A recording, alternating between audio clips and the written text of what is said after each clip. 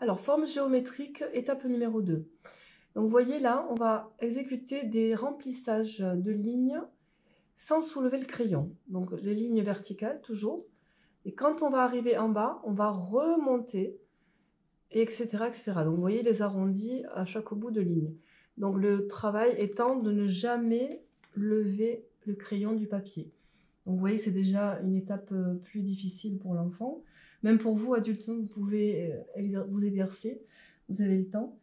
Donc, l'enfant, au début, exécutera vraiment des traits espacés et au fil du temps, il va affiner ses perceptions et il parviendra à resserrer ses lignes.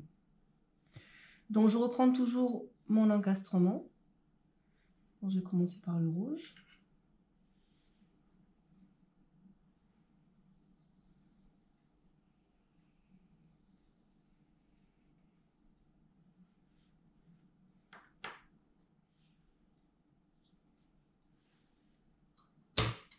J'y superpose le disque. Je prends ma deuxième couleur.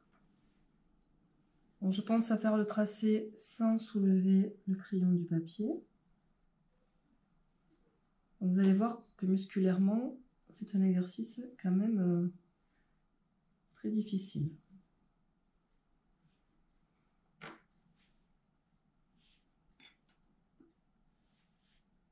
Et donc là, je prends ma troisième couleur. Et j'ai commencé mon remplissage. Donc, je commence toujours en haut à gauche.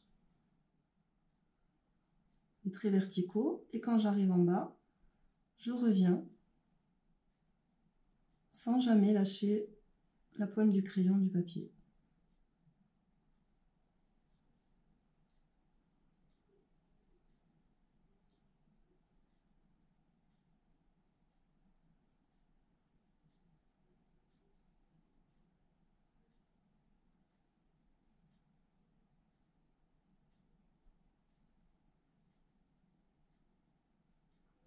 Donc voilà, vous continuerez.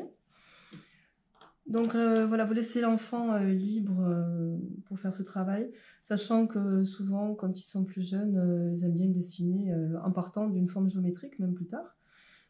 Quand on leur demande de faire un dessin, ils vont toujours démarrer d'une forme géométrique. Alors ça peut être un disque, un carré, une rosace, peu importe. Vous pouvez vous faire des tutos avec du carton.